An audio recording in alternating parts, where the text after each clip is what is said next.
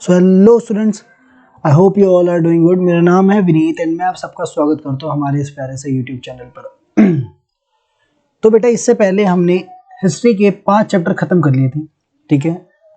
और जो अभी हम चैप्टर पढ़ने वाले हैं वो किस टाइम पीरियड का है, पहले ये समझ लेते हैं, ठीक है। देखो, हम लोग जो पढ़ रहे थे महाजनपदा वाला पीरियड, टाइम पीरियड, ठीक है। हम क्या पढ़ रहे थे? महाजनपदा के टाइम का पीरियड है, ठीक है।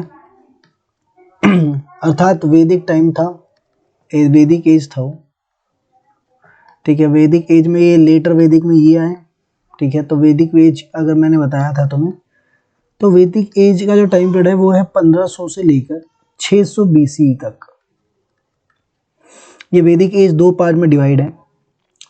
एक है हमारा लेटर, एक है हमारा लेटर पेज, और एक है अर्ली, ठीक है। अर्ली वाला है 1500 से 1000 BC, और जो लेटर है वो है 1000 से लेकर 600 BCE, ठीक है। तो देखो, जब महाजनपदा बन रहे थे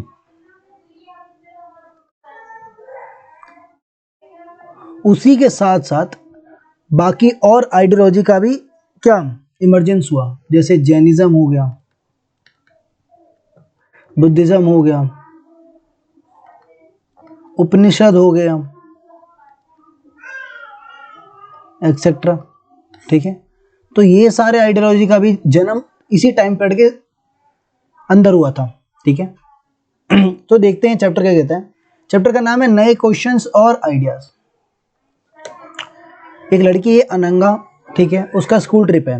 this was the first time Ananga was going on a school trip. They boarded the train from Pune in Maharashtra late at night to go all the way to Varanasi. Her mother, who came to see her off at the station, told the teacher, "Do tell them about the Buddha and take them to the Sarnath as well."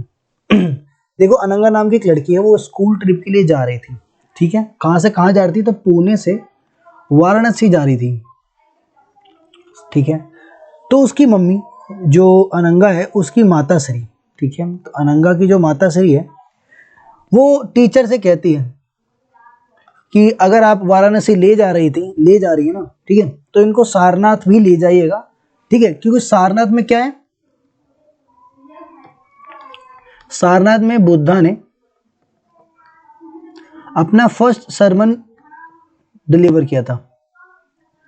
जो पहला उपदेश है बुद्धा ने, वो सारनाथ में दिया था। इसीलिए उसकी मम्मी ने कहा अनंगा की कि मैडम, इसको अगर आप ले जा रही हैं वाराणसी तो साथ साथ इसको कहाँ घुमा दीजिएगा? सारनाथ, है ना। तो ये था ये पूरा बॉक्स। इसके अंदर ये था कि एक लड़की स्कूल के ट्रिप के लिए जा रही पुणे से महाराष्ट्र, ठीक है। तो उसकी मम्मी जो है लड़की की स्टेशन पे छोड़ने आती है। लड़की की मम्मी टीचर से कहती हैं कि सुनिए, अगर आप इसको ले जा रही है वाराणसी, ठीक है, तो बच्चों को आप बुद्धा के बारे में बताइएगा और इनको साथ ही साथ सारनाथ भी लेके जाइएगा, ठीक है। तो द स्टोरी ऑफ बुद्धा। अब बुद्धा की कहानी क्या है भाई साहब? तो सिद्धार्था, देखो, बुद्धा बनने से पहले बुद्धार्थ लिख दिया, बहुत सही। जब गौतम बुद्ध बनने से पहले इनका नाम था सिद्धार्थ गौतम, ठीक है। याद है आपको? नहीं याद है तो आप याद कर लेंगे। Siddhartha Gautama, also known as Gautama, Siddhartha also known as Gautama, the founder of Buddhism. क्या? बुद्धिज्म के फाउंडर किसी कहते हैं? सिद्धार्थ गौतम को। Was born about 2500 years ago, अभी से लगभग 2500 साल पहले, ठीक है, उनका जन्म हुआ था। This was a time of rapid change in the lives of people, as you saw in the chapter 5. Some kings in the Mahajanapada were growing more powerful. तो मैंने पिछले चैप्टर में महाजनपदा पढ़ाया था, ठीक है। इसी के टाइम पीरियड के अंदर, इसी समय बुद्धा का जन्म हुआ, ठीक है। Some kings of the Mahajanpadas were growing more powerful. New cities were developing and life was changing in the villages as well. कुछ महाजनपद थे वो बहुत ज़्यादा ही स्ट्रांग निकल के आए थे, इमर्ज होके आए। नई सिटीज़ का डेवलपमेंट हुआ, विलेज के जो लोग हैं उनके लाइफ के अंदर बदलाव आया। Many thinkers were trying to understand these changes in society, they also wanted to try and find out the true meaning of life. तो कुछ जो स्कॉलर्स थे, ठीक है, उन्होंने भी ये देखा भाई कि ठीक है सोसाइटी में बहुत ज़्यादा डेवलपमेंट हो रही है। अब ये लोग इस सोच में पड़ गए कि यार जीवन हम जीने आए हैं, जिस जीवन को हम जीना है इसका असली मकसद क्या है, ठीक है। तो ये लोग क्या चले गए, मीनिंग ऑफ लाइफ को खोजने के लिए, ठीक है। जो स्कॉलर्स थे उनको कहना था कि यार क्या है इस जीवन में, अगर हम आए हैं तो इसका मतलब क्या है, मतलब किस लिए आए हैं, ठीक है। The Buddha belong to a small गणम, ठीक है, नोन एज शक्य गणम। तो जो बुद्धा थे हमारे, लॉर्ड बुद्ध लिख देता हूं मैं, कोई दिक्कत नहीं है। वो एक गणा और संघ मैंने बताया था, तो संघ और या गणा, ठीक है, इनमें जो रूलर होते थे वो ओलिगार्की होते थे। ओलिगार्की मतलब कि इसमें कुछ ग्रुप ऑफ किंग्स होंगे, एक पर्टिकुलर राजा नहीं होगा, बहुत सारे 3-4 राजा होंगे, आई मीन, ठीक है। शक्य गणा था जिस गणा से आए थे, ठीक है, वो गणा कौन सा था, शक्य गणा। और जो बच्चे अभी भी गणा वर्ड में कंफ्यूज है कि सर गणा क्या होता है, तो आप जाके इससे पहले वाला चैप्टर 5 जाके विजिट करिए एक बार। और जो हमारे लॉर्ड बुद्ध थे वो एक क्षत्रिय थे, मतलब एक क्षत्रिय खानदान से आते थे भाई। When he was a young man, he left the comfort of his home in search of knowledge. He wandered for several years, meeting and holding discussions with other thinkers. He finally decided to find his own path to realization. And meditated for days on and under a peepal tree at Bodh Gaya in Bihar, where he attained enlightenment. देखो, तो ये क्षत्रिय थे हमारे बुद्धा, गौतम बुद्ध, जिनका पहला नाम सिद्धार्थ था, ठीक है। तो जो सिद्धार्थ थे हमारे वो एक रॉयल फैमिली से आते थे, राजा के कुल से आते थे। उनके जो फादर थे, ठीक है, उनके जो फादर थे वो एक किंग थे, ठीक है। ओलिगार्की जो लीडरशिप था ना, उसी में से एक मेंबर थे, ठीक है। तो इनको बहुत सारे प्रिविलेज मिलने चाहिए बचपन से ही। फिर ये कैसे साधु संत बन गए तो देखो क्या हुआ, उन्होंने अपना सारा जो कंफर्ट जोन था, जिससे बोलते हैं ना, आजकल के बच्चे बोलते हैं कि जो भी मस्ती मजाक था वो सब छोड़ के कहाँ चले गए, नॉलेज की तलाश में। वो घूमते गए, सालों तक घूमा इधर उधर, ठीक है। बहुत सारे डिस्कशन मिले, बहुत सारे लोग मिले, ठीक है, बहुत सारे लोग मिले। तो उन्होंने फाइनली डिसाइड क्या किया, उनको जब इनलाइटमेंट नहीं मिली, इनलाइटमेंट मतलब बहुत सारा नॉलेज नहीं मिला, तो वो फाइनली उन्होंने डिसाइड किया कि अब वो मेडिटेशन करेंगे ठीक है। तो उन्होंने मेडिटेशन करना चालू किया, कहाँ पर, बोध गया में। कहाँ पर, एक पीपल के ट्री के नीचे, अंडर अ पीपल ट्री। आपने बोध गया नाम सुना होगा, ठीक है, पीपल ट्री, ठीक है, वेयर ही अटेन इनलाइटमेंट। और यहीं पे जो ये पीपल का पेड़ है, ठीक है, वहीं पे इनको इनलाइटमेंट प्राप्त होती है। क्या, यहीं पे इनको इनलाइटमेंट प्राप्त होती है। After that he was known as Buddha और अ वाइज वन। अब बुद्धा का जो अर्थ होता है वो होता है एक बुद्धिमान व्यक्ति। बुद्धा का अर्थ क्या होता है, वाइज मैन। जब इनको एनलाइटमेंट मिल गई तब इनका नाम होगा बुद्धा। उससे पहले क्या था, ये सिद्धार्थ, ठीक है। After that he was known as Buddha और wise man. He then went to Sarnath near Varanasi, where he taught for the first time. फिर उसके बाद कहाँ गई, सारनाथ। सारनाथ में इन्होंने अपना पहला टीचिंग प्रोवाइड किया, पहला सरमन कहाँ डिलीवर किया, सारनाथ में। अभी हमने ऊपर देखा कि जो अनंगा थी उसकी मदर टीचर वो कह रही थी कि इनको सारनाथ विजिट कराना। क्यों कराना, अब आई होप तुम लोग को पता चल गया हो, क्योंकि सारनाथ में इन्होंने अपना पहला सरमन डिलीवर किया था। He spent the rest of his life traveling on foot, going from one place to place, teaching people till he passed at Kushinara. देखो इनका जो डेथ है वो हुआ था कुशीनारा में, ठीक है। अब इसका जन्म कहाँ होता सर, इन सर का बुद्धा का जन्म कहाँ होता, तो बुद्धा का जन्म होता लुम्बिनी, एक गांव है जो कि नेपाल के पास पे है, नेपाल के बॉर्डर पे है, ठीक है। तो लुम्बिनी में इनका जन्म हुआ और कुशीनारा में इनकी मृत्यु हुई, बोध गया में इनको एनलाइटमेंट प्राप्त हुई, है ना। ये जीवन भर, एक बात याद रखना, ये जीवन भर खाली पैर चलते रहे, मतलब कोई चप्पल, अभी तो चप्पल पहन लेते हैं ना हम लोग, इन लोगों के पास, इनके पास चप्पल नहीं थी, ये खाली पैर एक जगह से दूसरी जगह ट्रैवल करते थे, लोगों को ज्ञान बांटते थे समझ गए। तो ये हमारी और तुम्हारी तरह नहीं थे कि चप्पल जूते पहन के जाते थे, ठीक है, याद रखना। The Buddha taught that life is full of suffering and unhappiness. Buddha ने बताया कि जो जीवन है हमारा वो पूरी तरीके से दुखों से, ठीक है, और सफरिंग मतलब तुम्हारी जिंदगी में हमेशा प्रॉब्लम रहेगी, तुम्हारी जिंदगी जो है वो हमेशा प्रॉब्लम से भरी रहेगी और उदासी आपके जीवन में हमेशा रहेगी। ऐसा किसने कहा, बुद्धा ने। अब तुम सोच रहे होगे यार बुद्धा तो यार इतने वाइज मैन थे, he was Buddha in the end, तो उन्होंने ऐसा स्टेटमेंट कैसे दे दिया कि भाई जो हमारी लाइफ है वो पूरी सफरिंग रहेगी, मतलब दुखों से भरा रहेगा और हम उदास रहेंगे। तो आप खुद देखो एक बार एक्नॉलेज करना खुद को, तो आप देखोगे कि आपको जो आपकी मनचाही चीज़ नहीं मिलती ना तो आप उदास हो जाते हो, है कि नहीं।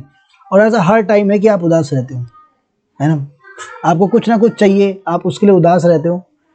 अब ये क्यों होता है, this is caused because we have cravings and desires. ये क्यों होता है, क्योंकि हमारे अंदर इच्छाएं होती हैं। मैंने अभी बताया कि मान लेते हैं आप अभी 6th क्लास में हो, ठीक है, आपके दोस्त लाता है कुछ साइकिल पे आता है, आप भी चाहते हो घर वालों से साइकिल दिलाए और घर वाले साइकिल नहीं दिलाते हैं, तो आप क्या हो जाओगे, अनहैप्पी हो जाओगे, उदास हो जाओगे, ठीक है।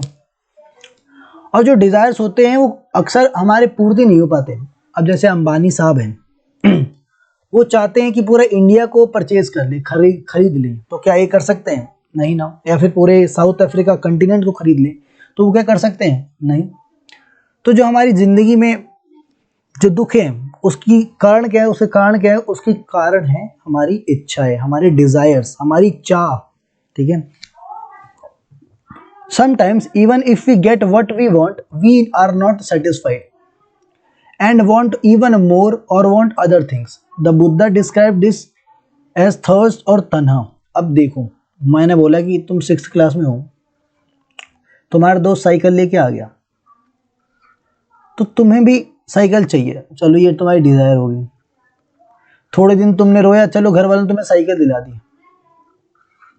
अब तुम आ गए 8th में, अब दोस्त लेके आ रहे हैं वो गियर वाली साइकिल, महंगी वाली नहीं आती, मोटे टायर वाली, तो वो साइकिल लेके आ रहे हैं, तो तुम फिर उदास हो जाओगे कि यार वो तो ऐसी साइकिल लेके आ रहा है, मैं पुरानी, अभी भी पुरानी साइकिल लेके जाता हूँ, तो तुम फिर उदास हो जाओगे, है ना। तो मान लिया जाए कि अगर आपका एक नीड पूरा हो जाए यहाँ पे साइकिल वाला, लेकिन आप फिर भी उससे खुश नहीं होगे, ठीक है, लॉन्ग टर्म खुशी नहीं मिलेगी, ठीक है। अगर लंबे राह पे देखे, अगर लंबे टाइम से देखे तो खुश नहीं रह पाओगे फिर एक टाइम आएगा आपको बाइक चाहिए होगा, एक टाइम आएगा आपको कार चाहिए होगा, ठीक है। तो आप देखोगे कि आप कभी खुश हो ही नहीं पा रहे हो। The Buddha describe this as tanha, ठीक है। अब बुद्धा ने इस चाह को, जो आपके चाह है, बोलते ना आप तन्हा हो, एकदम आप बहुत उदास हो, ठीक है। तन्हा का मतलब क्या होता है, उदास, ठीक है। तन्हा का मतलब होती है एक प्यास होती है, तन्हा मतलब होती है प्यास। प्यास किस चीज की, डिजायर की, आपकी इच्छाओं की प्यास है ना, कभी पूर्ति नहीं हो सकती, ठीक है। तो इन्होंने इस जो टर्म है कि आपकी जो लाइफ है फुल ऑफ सफरिंग है और अनहैप्पीनेस है, इसको डिस्क्राइब किया एज अ थर्स्ट या फिर तन्हा। थर्स्ट मतलब होता है प्यास, और ऐसा प्यास भाई साहब जो बुझ नहीं सकता, ठीक है, नेवर सेटिस्फाइड, कभी सेटिस्फाई नहीं हो सकता।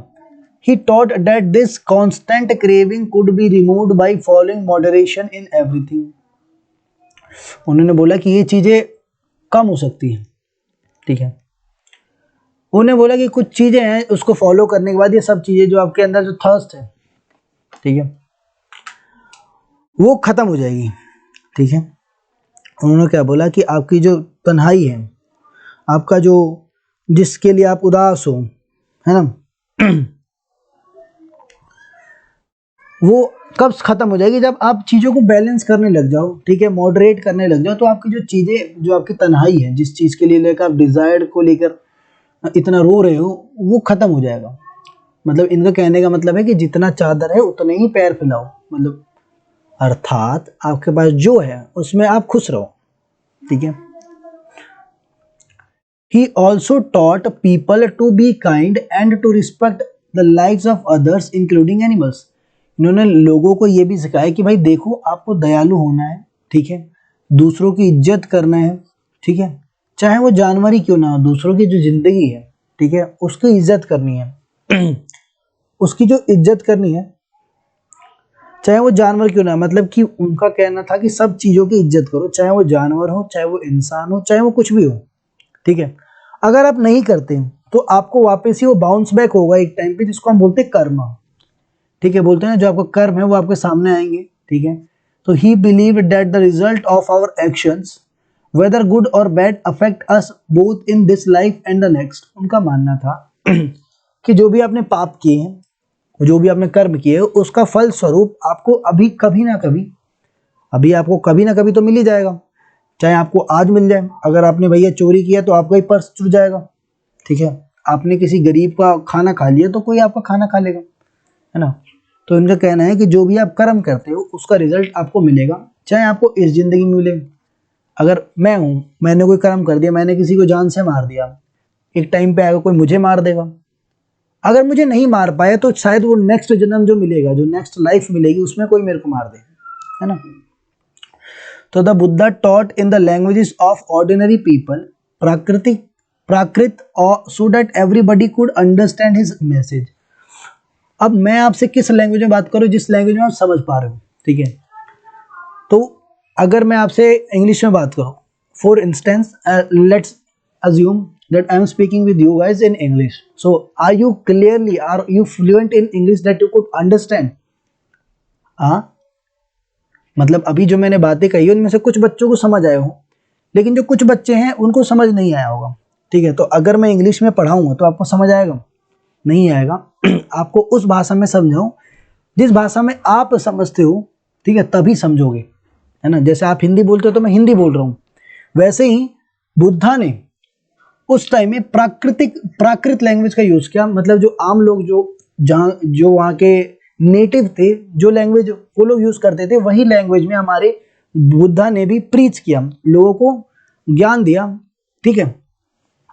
इसीलिए लोग इनको ज्यादा फॉलो करते हैं। अगर बुद्धा भी, इमेजिन, ठीक है, अज्यूम करो कि अगर बुद्धा भी उस टाइम में वैदिक संस्कृत चलती थी, मैंने बताया कि उस टाइम में संस्कृत लैंग्वेज चलती थी। ठीक है। एंड एक्सेप्ट ब्राह्मण्स के सिवाय कोई भी हमारा जो ऑर्डिनरी पीपल था वो संस्कृत नहीं जानता था। So would it be easy for the rest of the world except Brahman to understand his language, to understand his words? ठीक है। तो आप ये बताओ कि क्या जो वो वैदिक संस्कृत बोलते, क्या उसको आम लोग समझ पाते हैं? इज इट पॉसिबल और नॉट? सो ऑब्वियस सी बात है, देखो कि अगर आपको जो भाषा नहीं आती, अगर मैं वो भाषा बोलूंगा तो आपको समझ नहीं आएगी, है ना। He also encouraged people to think for themselves rather than simply accept what he said. देखो, he also encouraged people to think for themselves rather than to simply accept what he said. Let us see how he did this. देखो, इन्होंने कहा कि लोगों को ना ये सोचना चाहिए कि वो क्या बोल रहे हैं। ठीक है। मतलब उनको इंट्रोस्पेक्ट करना चाहिए खुद को। ठीक है, कि वो क्या कर रहे हैं, जो भी वो बोल रहे हैं। इसका मतलब ये नहीं कि सिर्फ उन्होंने बोल दिया। अगर मैं यहाँ पे कल को क्लास में आके तुम लोग गाली दे दूं एंड आई एम लाइक कि भाई this is cool, this is normal, ये तो सब देते हैं, ठीक है, तो इज इट वर्ती? नहीं ना। तो मेरे को इंट्रोस्पेक्ट करना पड़ेगा। ठीक है, खुद को जांचना पड़ेगा कि यार मैं बच्चों के साथ क्या लीगल वे है ये बात करने का? नहीं है ना। तो उन्होंने बोला कि यार सिर्फ बोलना ही काम नहीं होता, आप जो बोल रहे हो उसके पीछे एक लॉजिक होना चाहिए, है ना। तो एक कीशा गौतमी करके एक लेडी थी। तो ये स्टोरी एक बार आपको समराइज कर देता हूँ, उसके बाद मैं आपको डिटेल में पढ़ाऊंगा। तो गीसा गौतमी करके एक लेडी थी, उनका ना एक सन होता है, ठीक है, उनका जो सन होता है वो मृत्यु हो जाती है, ठीक है, फॉर एनी कॉज उनकी डेथ हो जाती है। तो वो जगह जगह घूमती हैं अपने बच्चे को लेकर कि यार कोई तो मेरे बच्चे को वापस से जीवित कर दे, ठीक है। तो एक आदमी आता, बहुत दयालु आदमी होता है वो, तो वो उनको लेके जाता है बुद्धा के पास। तो बुद्धा बोलते हैं कि भाई ठीक है हम कर देंगे। तो बुद्धा कहते हैं कि आप एक काम करो, आप मेरे को एक मुट्ठी सरसों के बीज जो होते हैं ना वो लेके आ जाओ, ठीक है, तो मैं आपके जो बच्चा है उसको जीवित कर दूंगा। और गीसा गौतमी इस बात को सुनकर बहुत खुश हुई। इन्होंने बोला वाह वाह, अब तो मेरा बच्चा जिंदा हो जाएगा। लेकिन बुद्धा ने ना आराम से उनको रोका और बोला कि देखो, आप जो सरसों की बीज लाओगे ना मेरे को, वो एक ऐसे घर से होना चाहिए जहां पर किसी की मृत्यु ना हुई हो। अब गीसा गौतमी तो भाई चली गई लेने, उन्होंने बोला चलो क्या ही दिक्कत है। तो वो लोगों के एक स्टेप से दूसरे स्टेप चलती गई। उन्होंने देखा कि यार जो लोग हैं, जो भी उनके नेटिव थे वहाँ के, उन्होंने देखा कि यार ऐसा कोई घर नहीं है जहाँ पे कोई मरा नहीं है। किसी का भाई मरा है, किसी का पिताजी मरे हैं, किसी के चाचा मरे हैं, किसी की दादी मरी है, ठीक है। तो वहाँ से इनको समझ आया कि भाई जो दुख है ना वो कभी खत्म नहीं होता। जो दुख है आपकी जिंदगी में, दुख, अब उनको अपने बेटा खोने का दुख है ना, तो ये दुख कभी खत्म नहीं होगा। और this is the permanent reality कि भाई एक दिन जो आया है उसको दुनिया छोड़ के जाना है ना। तो बुद्धा इस स्टोरी से यही समझाना चाहते हैं कि यार देखो बेटा गीसा गौतमी, जीवन में ऐसा नहीं है कि जो आया है वो एकदम इमॉर्टल हो, ठीक है, एवरीवन इज मॉर्टल, ठीक है, सबको एक ना एक दिन भाई चले जाना है इस दुनिया को छोड़कर। तो ये गीसा गौतमी को ये बात एक्सप्लेन करना चाहते थे। तो अब देख लेते हैं वर्ड बाय वर्ड क्या लिखा है। तो here is a famous story about Buddha. Once there was a woman named Kisha Gautami whose son had died. She was so sad that she roamed through the streets of the city carrying the child with her, asking for help to bring him back to life. A kind man took her to the Buddha. एक बार एक women थी जिनका नाम था कीसा गौतमी, ठीक है, जिनका नाम था कीसा गौतमी, जिनका ना बेटा मर गया था। तो सी वॉज सो सैड, बहुत उदास थी, और एक जगह से दूसरी जगह गई, ठीक है, स्ट्रीट्स पे शहरों पे गई अपने बच्चे को लेकर। और किस लिए, सिर्फ ये चाहती थी कि उनका बच्चा है वो वापस जिंदा हो जाए। तो एक काइंड मैन मिलता है जो उनको कहाँ ले आता है, बुद्धा के पास। द बुद्धा कहते हैं bring me a handful of mustard seeds, मेरे को आप एक मुट्ठी सरसों के बीज लाकर दे दे, and I will bring your child back to life, और मैं आपका जो बच्चा है उसको वापस जीवित कर दूंगा। तो जो कीसा गौतमी है वॉज ओवरजॉयड, बहुत ज्यादा खुश हो गए।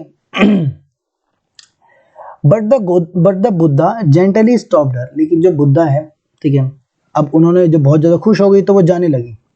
बुद्धा ने उनको आराम से रोका, एंड उन्होंने उनकी बातों में जो उन्होंने बोला था कि एक मुट्ठी सरसों का मेरे को बीज ला के दो, उसमें कुछ चीजें ऐड की। उन्होंने कहा कि the seeds must come from the house of a family where nobody has died. उन्होंने बोला कि जो भी घर से, जिस भी घर से आप सीड लेके आओगे वो ऐसी फैमिली होनी चाहिए जहां पे कोई नहीं मरा। तो Kisa Gautami went door to door, but wherever she went, she found out that someone or the other, father, mother, sister, brother, husband and all, कोई ना कोई मरा है, ठीक है। तो कीसा गौतमी एक दरवाजे से दूसरे दरवाजे पर जाती है, ठीक है, लेकिन जहां भी जाती है उनको क्या दिखता है कि यार उनके घर में कोई ना कोई मरा हुआ है, चाहे वो बेटा हो, बाप हो, पति हो, कोई ना कोई होता है, उसका डेथ हुआ पड़ा है। तो ये था बुद्धा की कहानी। मैंने बोला उसी टाइम पे उपनिषद भी ग्रो हुआ था। जो बुद्धा आइडियोलॉजी था उसका उपनिषद, तो उपनिषद जो था वो हिंदुज्म के बारे में था। हिंदुज्म टेक्स्ट है, आपको पता होना चाहिए। तो अराउंड द टाइम, और 108 उपनिषद है, ये याद रखना। Around the time, various other thinkers also tried to find answer to philosophical question. अब जो क्वेश्चन हमारे पास आया क्या, कि भाई जीवन का मतलब क्या है, what is the meaning of life, उसके आंसर में, ठीक है, जो भी फिलोसॉफिकल क्वेश्चन है उसका आंसर हम लोगों ने भी खोजने का ट्राई किया। तो some of them wanted to know about life after death. अब वो कौन से सवाल थे, तो उन्होंने जानना था कि भाई जीवन के बाद क्या होता, मरने के बाद, हम जीवन के बाद जब हम मर जाएंगे द टाइम विल कम, जब मैं भी मर जाऊंगा, आप भी मर जाओगे, and everyone will die one day. ठीक है, ये कुछ लोग चाहते थे कि भाई कि जीवन के बाद क्या होता है, कुछ लोग others wanted to know why sacrifices should be perform, और कुछ लोग ये जानना चाहते थे कि भाई यज्ञ क्यों होते हैं। ठीक है, अब अश्वमेध यज्ञ के बारे में बताया था ना, तो कुछ लोग जानना चाहते हैं कि भाई आफ्टर डेथ क्या होता है, कुछ जानना चाहते थे कि भाई सैक्रिफाइसेस क्यों परफॉर्म करने आते थे। Many of these thinkers felt that there was something permanent in the universe that would last even after death. अब उनको लगता है ना, जो हमारे कुछ स्कॉलर्स थे, हिंदू स्कॉलर्स, उनको लगता है कि उन्होंने ये बताया एक जजमेंट पे, उन्होंने बोला कि कुछ चीज तो है जो हमारे मरने के बाद भी हमेशा इस दुनिया में रहती है। ठीक है, अब उन्होंने उस चीज का नाम दिया आत्मा। इन्होंने बोला कि आप मर जाओगे ना, आपके मरने के बाद भी एक चीज जो इस दुनिया में एग्जिस्ट करेगी, रहेगी, वो है आपकी आत्मा। ठीक है, उसको उन्होंने क्या नाम दिया, आत्मा, और the individual soul and the brahmand और द यूनिवर्सल सोल। उन्होंने बोला ये ब्रह्मांड है, ब्रह्मांड आत्मा इज क्या, दोनों इक्वेटेड वर्ड है। ठीक है, दोनों जो है वो इक्वल मीन रखते हैं, दोनों का मतलब तो एक ही है। इंडिविजुअल सोल मतलब कि एक व्यक्ति का सोल, ब्रह्मांड मतलब कि पूरी जो पूरा ब्रह्मांड है, जब उसमें सब लोग मर जाएंगे तो इट विल बी अ ब्रह्मांड, जहां पे सिर्फ एक चीज परमानेंट है, वो है ब्रह्मांड, universal soul. They believe that ultimately both the atma and brahmand were one. मैंने क्या बोला कि ये दोनों, इनका मानना था कि ये दोनों चीज, चाहे वो ब्रह्मांड हो चाहे वो आत्मा है, वो दोनों ही एक इक्वेटेड टर्म्स है, दोनों ही इक्वल टर्म्स है ना। Many of their ideas were recorded in the Upanishad. अब ऐसे टाइप के बहुत सारे जो आइडियाज थे वो कहाँ गया, उपनिषद में भाई रिकॉर्ड कर लिए गए मतलब लिख दिया गया। ठीक है, तो these were part of the later Vedic text. अब मैंने आपको क्या बताया था कि जो उपनिषद है वो लेटर वैदिक टेक्स्ट है। अभी थोड़ी देर पहले शायद आई गेस मैंने बताया था, और अगर नहीं बताया तो बता देता हूं कि जो हमारा वैदिक टेक्स्ट है, जो उपनिषद है, तो वो लेटर वैदिक का पार्ट है। Okay, Upanishad literally means approaching and sitting near. मैंने इससे पहले जब हमने शायद वो विश्वामित्र और जो रिवर वाली कहानी थी, उसमें ही मैंने बताया था कि अप्रोचिंग एंड सिटिंग नियर का मतलब होता है, उपनिषद का मतलब होता है कि अप्रोचिंग एंड सिटिंग नियर। अर्थात जो ये उपनिषद है वो किसके द्वारा लिखा गया है, वो एक ऐसा आदमी है जो क्लासेस अटेंड करता था, मतलब कोई कन्वर्सेशन है बिटवीन स्टूडेंट्स एंड टीचर, उसी को ना रिकॉर्ड कर दिया गया है, उसी को लिख दिया गया है उपनिषद के अंदर। तो ये कन्वर्सेशन है बिटवीन स्टूडेंट एंड टीचर। ठीक है, ऑफन आइडियाज वर प्रेजेंटेड थ्रू सिंपल डायलॉग्स। मैंने बोला था पिछले लेक्चर में जब मैं वो पढ़ा रहा था महाजनपदा, जैसा विश्वामित्र वाली बात हुई थी, तो उसमें मैंने बोला था कि जो उपनिषद है उसका मतलब था अप्रोचिंग एंड सिटिंग नियर। ठीक है, इसमें डायलॉग्स के फॉर्म में बात होती है, लाइक इधर से आप डायलॉग मारो, उधर से आप, मतलब कि आप इधर से एक आदमी बात कर रहा है, उधर से दूसरा आदमी बात कर रहा है। ठीक है, तो मोस्ट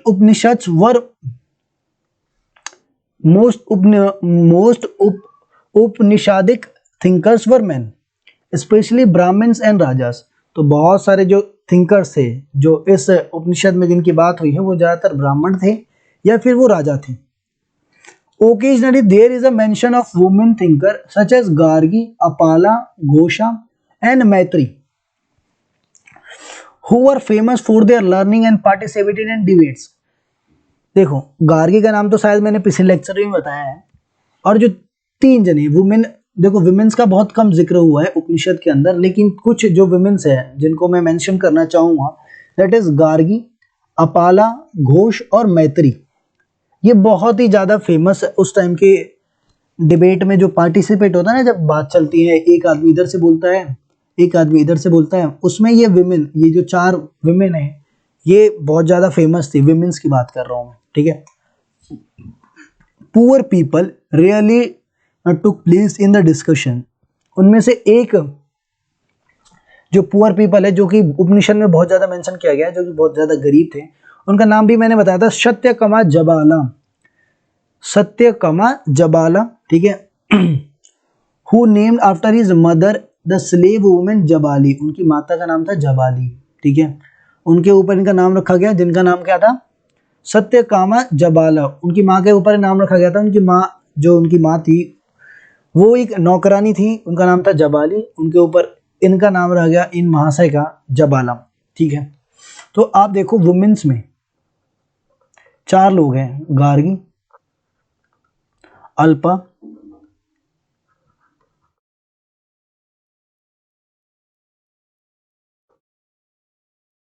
घोष और मैत्री, मैत्री। और एक जो पुअर में, पुअर में कौन है, सत्यकमा जबाला, जबाला, जिनका जी जबाला नाम है, इनकी मदर से आया है, जिनका नाम है जबाली, ठीक है।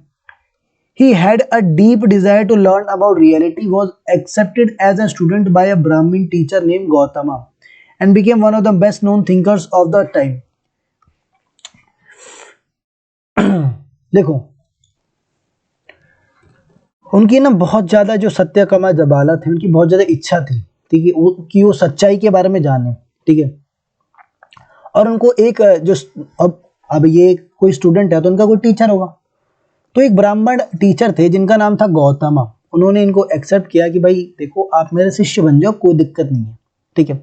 अब जब इन्होंने शिष्य बना लिया, जब सत्यकमा जबाला इनके शिष्य बन गए, तो वी कम टू नो कि भाई जो ये सत्यकमा जबाला है ना, उस टाइम में बहुत ही अच्छे थिंकर बन गए, इनके जो विचार थे वो लोगों में बहुत ज्यादा ही पॉपुलर होने लगे, ठीक है।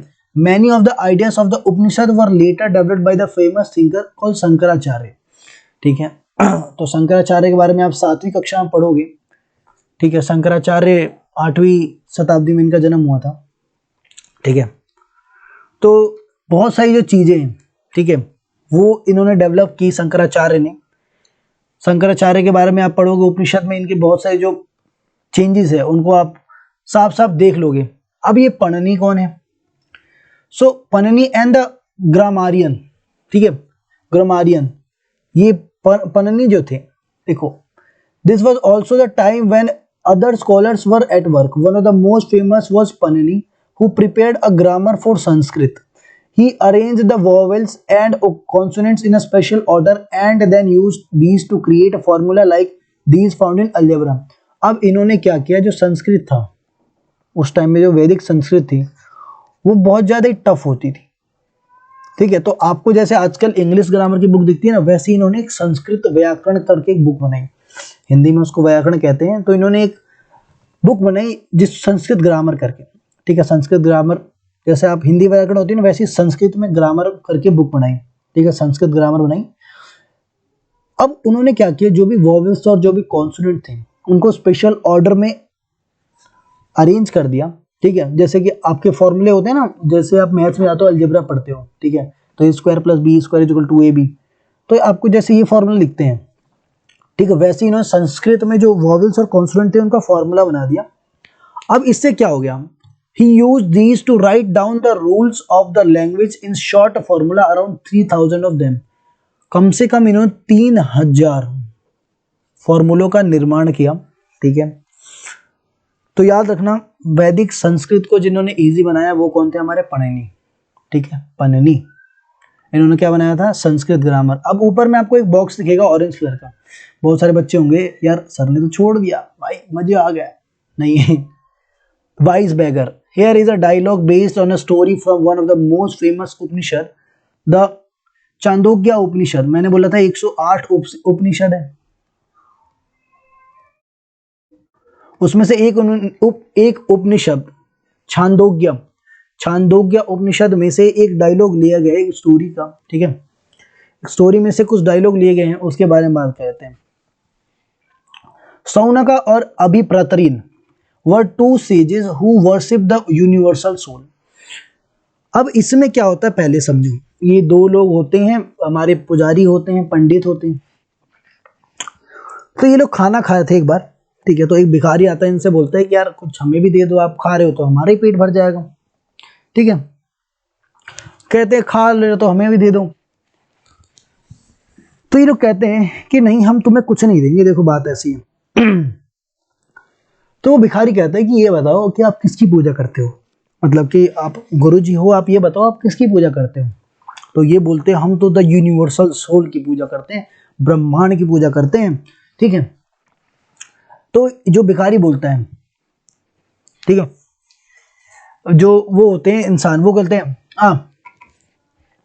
तो वो भिखारी बोलता है कि इसका मतलब जो आपका जो यूनिवर्सल सोल है वो तो सबका पेट भर देता होगा। तो जो सेज होते हैं, जो हमारे भिक्षुक होते हैं, मतलब मैं बोल लूँ उनको ऋषि ऋषि बोल दूँ, तो वो कहते हैं कि यार सही कह रहे हो, जो हमारे यूनिवर्सल सोल है वो सबका पेट भर देती है। तो वो भिखारी बहुत चालाक होता है, वो कहता है अगर तुम्हारा जो यूनिवर्सल सोल है वो पूरी दुनिया की पेट की जो भूख है उसको मिटा सकता है, इसका मतलब वो मेरा भी जो भूख है उसको मिटा सकता है। तो और फिर कहता है तो मैं कौन हूं फिर, मैं भी तो इस दुनिया का पार्ट हूं, मेरा भी तो पेट भर सकता है जो आपका यूनिवर्सल सोल है। है ना।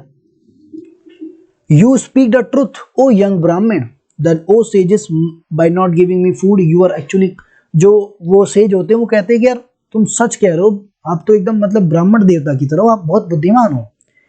तो फिर भिखारी कहता है ओ ऋषि मुनि, आपने मुझे अगर भोजन नहीं दिया तो आप सीधे जो हमारे यूनिवर्सल सोल है ना उसको भोजन नहीं दे रहे, ठीक है। मतलब आप जब भगवान को प्रसाद चढ़ाते हो ना, वैसे ही जो यूनिवर्सल सोल है आप उसको प्रसाद नहीं चढ़ा रहे हो। और फिर जो हमारे सेज होते हैं वो इस चीज को रियलाइज करते हैं, फिर वो अपने फूड को शेयर कर देते हैं, कहते हैं ले भाई ले, खा ले, तू भी खा ले, ठीक है। तो आप थोड़ा लाइन बाय लाइन देख लेते हैं। Once as they sat down to eat a beggar came and asked for some food. तो दो सेज थे, याद रखना, शौनका और अभिप्रातरिन, ठीक है, अभिप्रातरिन और शौनका, ठीक है। तो ये लोग भोजन करने के लिए बैठते हैं और एक भिखारी आता है और बोलता है कुछ खाना मुझे दे दो। सो वो कहते हैं we can not spare anything for you, हम आपके लिए कुछ नहीं दे सकते। कौन कहता है, शौनका कहता है कि हम आपको कुछ नहीं दे सकते। तो वो कहता है बुद्धिमान व्यक्ति, whom do you worship, आप किसकी पूजा करते हैं। द यूनिवर्सल सोल, अभी प्रातरिन कहते हैं कि हम तो द यूनिवर्सल सोल ब्रह्मांड की पूजा करते हैं। तो it means that you know that the universal soul feels the entire world. तो जो भिखारी होता है कहता है कि फिर तो आपको पता होगा कि जो ये यूनिवर्सल सोल है, काइंड ऑफ स्टफ है, वो पूरी दुनिया के पेट भर देता है। तो जो सेज है वो कहता है हाँ हाँ हम जानते हैं कि जो हमारा यूनिवर्सल सोल है वो पूरी दुनिया का पेट भर देता है। तो वो जो भिखारी होता है क्या कहता है, if the universal soul fills the whole world it fills me too. कहता है जो यूनिवर्सल वर्ल्ड, जो आपका यूनिवर्सल सोल है पूरी दुनिया का पेट भर सकता है तो मेरा ही भर देगा। फिर कहता है मैं कौन हूँ फिर, मैं भी तो इस वर्ल्ड का एक पार्ट हूँ, मतलब इनका यूनिवर्सल सोल पूरे वर्ल्ड का पेट भर सकता है ना। तो वो जो भिखारी था वो भी तो एक वर्ल्ड का पार्ट था। तो ब्राह्मण वो लोग डिनोट करते हैं इनको एज अ ब्राह्मण, कहते हैं कि आपने तो बिल्कुल सही कहा ब्राह्मण जी, बहुत बुद्धिमान है आप। देन ओ सेजेस, फिर कहता है वो भिखारी कहता है हे ऋषि, आप अगर मुझे खाना नहीं देंगे, by not giving me food you are actually denying food to the universal soul. अगर आप मुझे भोजन नहीं दे रहे तो आप सीधे सीधे आप जो यूनिवर्सल सोल है उसको भोजन नहीं दे रहे हैं, मतलब उनको डिनाई कर रहे हैं कि भाई देखो हम आपको भोजन नहीं देंगे।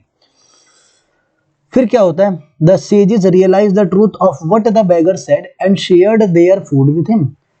वो लोग समझ जाते हैं कि जो बेगर है वो क्या कहना चाहता है और वो लोग अपना खाने को शेयर कर देते हैं उस बेचारे भिखारी के पास। अब हम पढ़ लेते हैं थोड़ा जैनिज्म के बारे में। तो पनीनी कौन थे पता चल गया, इन्होंने संस्कृत को बहुत ज्यादा फॉर्मूले में तोड़ दिया था, ग्रामर वगैरह कर दिया था उसको।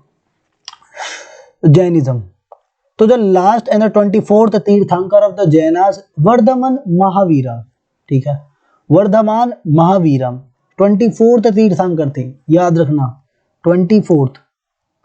जो फर्स्ट थे वो कौन थे, वो थे ऋषभ देव, ऋषभ देव, ठीक है, जो पहले थे वो थे ऋषभ देव। और जो 24 थे उनका नाम था वर्धमान महावीर, तूने नाम भी सुना होगा महावीर, है ना। Also spread his message around his time 2500 years ago. मतलब आप देखो तो ये जो हमारे बुद्धिज्म है और जो हमारे जैनिज्म है वो दोनों पैरेलल है, दोनों एक साथ चल रहे हैं, है ना। तो ये भी क्षत्रिय प्रिंस थे, जो हमारे महावीरा थे ये भी क्षत्रिय राजकुमार थे, ठीक है। लिच्छाविस एक ग्रुप था, ठीक है।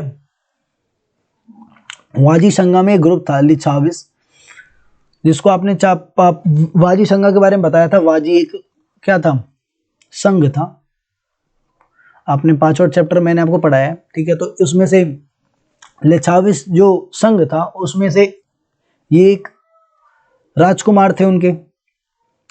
एट द एज ऑफ 30 की उम्र में ही left home and went to live in forest. 30 की उम्र में इन्होंने अपना घर छोड़ दिया और कहाँ चले गए, जंगल में।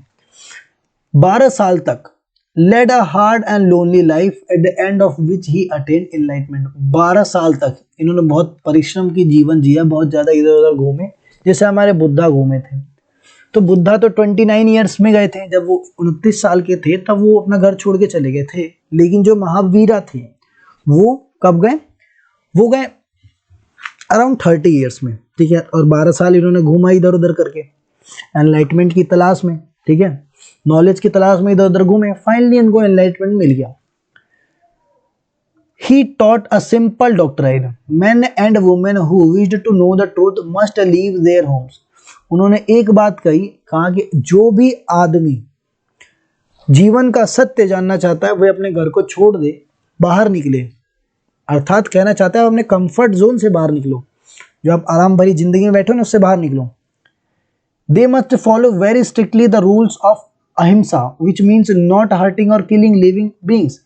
उन्होंने एक और टर्म दिया, पहला था कि घर से बाहर निकलो, दूसरा था कि अहिंसा को ज़्यादा वो मत करो, पॉपुलर मत करो कि भाई आप सबसे लड़ाई कर रहे हो। आजकल देखो तो आपको स्कूलों में दिख जाएगा कि यार सब बच्चे आपस में बदमाश बने फिर रहे हैं, ठीक है, हर बच्चा गुंडा हो रहा है ना। तो इन्होंने बोला कि अहिंसा नहीं करना, मतलब किसी को आपको हानि नहीं पहुंचाना, इन्होंने अहिंसा के खिलाफ थे। All beings said Mahavira long to live to all things is dear. Ordinary people could understand the teaching of Mahavira and his followers because they use Prakrit. अब ये भी जो लैंग्वेज थी वो प्राकृत यूज करते थे। सभी बींग्स मतलब सभी जीव, इन्होंने कहा सभी बींग्स, सभी जीव, said Mahavira long to live, इनको बहुत लंबी जिंदगी है, ठीक है। They all to all things life is dear, सभी चीजों के लिए तो भाई जिंदगी प्यारी है, ठीक है। उन्होंने बोला सभी चीजों को अपनी जिंदगी प्यारी है, इसलिए आप इनके ऊपर हिंसा ना करें, आप किसी को तकलीफ ना पहुंचाएं। Ordinary people could understand of teaching of Mahavira, क्योंकि ये भी प्राकृतिक लैंग्वेज में बात करते थे, है ना। There were several forms of प्राकृतिक, प्राकृत के बहुत सारे फॉर्म्स थे, ठीक है, used in different part of the country and named after the regions in which they were spoke, ठीक है। देखो प्राकृतिक, प्राकृत का अर्थ क्या होता है, प्राकृत मतलब होता है नेचुरल, जो वहां के लोग भाषा बोले उसी भाषा में आप अगर जब प्रीच करोगे, आप बातें करोगे, तो आप प्राकृत लैंग्वेज का यूज कर रहे हो। अब अगर आप मगध में चले जाओ तो वहां के लोग मगधी बोलते हैं, ठीक है। It means you are accepting their क्या language as a method to teach them, उनके लैंग्वेज को एक मेथड बना के आप उनसे उन्हें ज्ञान दे रहे हैं, ठीक है। तो followers of Mahavira who were known as Jainas, जो भी महावीरा को फैन थे, आई वुड से, जो भी उनके फॉलोअर थे, उनको जैना नाम दिया गया। उनको बहुत सिंपल जिंदगी जीनी थी, खाना को खाने के लिए इनको भीख मांगना था। इनका एक मानना था कि आज की आज देखो, कल की कल सोचा जाएगा ठीक है। तो जो लोग इनको ज्वाइन करते हैं उनका नाम था जैनास। इनको बहुत सिंपल जिंदगी जीनी होती थी। ये लोग कपड़े भी नहीं पहनते, एक बात याद रखना, ये लोग कपड़े भी नहीं पहनते थे, ठीक है। बेगिंग द फॉर फूड, खाने के लिए भीख मांगना पड़ता था। They had to be absolutely honest and very specially asked not to steal, ये लोग बहुत ज़्यादा ईमानदार होते थे और चोरी नहीं कर जाते थे। इन लोगों को कहा जाता था कि अगर आप यहाँ ज्वाइन कर रहे हो तो आपको चोरी नहीं करना है, ठीक है। और आपको एकदम वो होता है ना, शादी वादी नहीं करना, मोह माया से दूर रहना है। तो इन्होंने सेलिबसी का भी एक पॉलिसी अपनाई थी। इन्होंने बोला था कि भाई आपको एकदम शादी वादी नहीं करना। And man had to give up everything including their clothes, और जो व्यक्ति थे, जो मर्द होते थे, जो मैन होते थे, उनको तो अपने कपड़े भी एकदम उतार देना है, ठीक है। तो इन लोगों का ऐसा मतलब इतने हार्ड लाइफ था इनका। आई वुड नॉट से कि हार्ड था, बट जो था, इन लोग बहुत सेक्सी लाइफ जी रहे थे sorry for using the term, लेकिन ये अच्छी जिंदगी जी रहे थे, ये लोग खुश थे, है ना। अब आप चेक करना, आप एक चेक करना, एक महावीरा हमारे एक वो बना रहा हूँ, जैनिज्म के एक हमारे लीडर है, ठीक है, इनका नाम था इनका नाम है विद्यासागर महाराज। ये भी क्या है, जैनिज्म जो आइडियोलॉजी उसको फॉलो करते हैं, और देखना ये भी एकदम नेकेड रहते हैं, बोलते हैं, बोलूँ तो अगर ये लोग भी इनको अगर बोलूँ तो ये भी कपड़े नहीं पहनते, ठीक है। अब देखो जरा आओ, तो ये चैप्टर बस it would take some time, so I will continue, मतलब यहाँ तक आज पढ़ लेंगे, बाकी हम नेक्स्ट वीडियो में देखेंगे, और वो छोटा पार्ट होगा, ठीक है, but I will try to consolidate all the lecture. तो लिखा है it was very difficult for most man and women to follow these strict rules. बहुत बहुत कठिन होगा भाई। आप एक बार बताओ, कोई किसी को आप बोल रहे हो कि भाई देखो नंगा रहना है आपको। So nevertheless thousands left their homes to learn and teach this new way of life. लेकिन बहुत सारे लोगों ने, अराउंड 1000 ऑफ लोग जो थे वो अपना घर छोड़ के आते थे, ठीक है। और किस लिए आते थे कि भाई ताकि उनको ज्ञान मिले। Many more remained behind and supported those who became monks and nuns, providing them with food. बहुत सारे लोग जो इनके टर्म एंड कंडीशन पे एकदम लेआउट नहीं कर पाते थे, तो ये लोग क्या करते थे, साइड से ही प्रोवाइड करते थे, साइड से ही इनको सपोर्ट करते थे। अब ये लोग, जो लोग अब नंगे नहीं घूम सकते, कहते कि भाई हमें शर्म आती है, तो ये लोग क्या करते थे, ये लोग इन लोगों के लिए खाना पहुंचा देते थे। कहते थे कि लो भाई आप ये लो, हम आपके लिए खाना शेल्टर प्रोवाइड कर रहे हैं। अब जो ये जैना वर्ड है, मैंने बोला कि जो भी इनके फॉलोअर थे उनको जैना बोला जाता था। तो जैना एक वर्ड से आया है जिसका नाम है जिना। जिना का मतलब होता है कॉन्क्यूरर, ठीक है, मतलब ऐसा व्यक्ति जो सब चीज पे जीत हासिल कर ले, ठीक है। उन्होंने कॉन्क्यूरर कर लिया, तो किस चीज पे कॉन्क्यूरर कर रहे हैं, जीवन पे अपने, ठीक है। तो यहाँ पे लिखा भी है, तो जैना जो वर्ड है वो आया है जीना वर्ड से, जिसका मतलब होता है कॉन्करर, ठीक है। Jainism was supported mainly by traders, farmers who had to kill insect to protect their crops found it more difficult to follow the rules. अब वो लोग फॉलो करेंगे जो भाई जीवों को मारते थे, जो व्यापार करते थे, वो लोग फॉलो करेंगे लेकिन दूर से ही, ठीक है। तो जैनिज्म को सपोर्ट करने वाले जो लोग थे वो कौन थे, ट्रेडर थे, व्यापारी, किसान थे। अब किसान देखो, अब जैनिज्म में कहते हैं कि आपको किसी को मारना नहीं है, अहिंसा नहीं करना, क्योंकि every living being have loves his life, ठीक है, loves it's life, love it's life. तो उनको बोलते हैं कि भाई आप किसी को मारोगे नहीं, लेकिन जो फार्मर थे उनको कीड़ों को मारना पड़ेगा अगर वो किसान है तो, फसल बचाने के लिए। तो इन लोगों को ये रूल बहुत ज़्यादा हैवी लगते थे, तो ये लोग दूर से सपोर्ट करने लगे। Over 100 of years Jainism spread to different part of north India and to Gujarat, Tamil Nadu and Karnataka. अब 100 सालों के अंदर जो हमारा जैनिज्म था वो एकदम बहुत जल्दी से, बहुत रैपिड फायर होता है ना, एकदम बहुत जल्दी से विस्तार में आया, ठीक है, बहुत ज़्यादा ही पॉपुलर हो गया। तो जैनिज्म कहाँ कहाँ तक पहुंचा, तो नॉर्थ इंडिया में, गुजरात में, तमिलनाडु में, कर्नाटका में, यहाँ तक 100 सालों के अंदर इन जगहों तक पहुंच चुका था। तो the teaching of Mahavira and his followers were transmitted orally for several years. तो कुछ सालों तक तो जो इनकी बातें थी वो तो क्या किया गया जाने लगा, बोलते थे, मतलब उस टाइम पे लिखने का तो कुछ वो नहीं था ना, ट्रेडिशन नहीं था कि आप लिखो, क्योंकि जिस भी मटेरियल पे लिखेंगे that will be perish one day, एक दिन वो खत्म हो जाएगा। अगर लकड़ी पे लिखेंगे तो वो तो गल जाएगा, सड़ जाएगा। They were written down in the form of which they are presently available at a place called Vallabhi, Gujarat, ठीक है। तो गुजरात में जाओगे,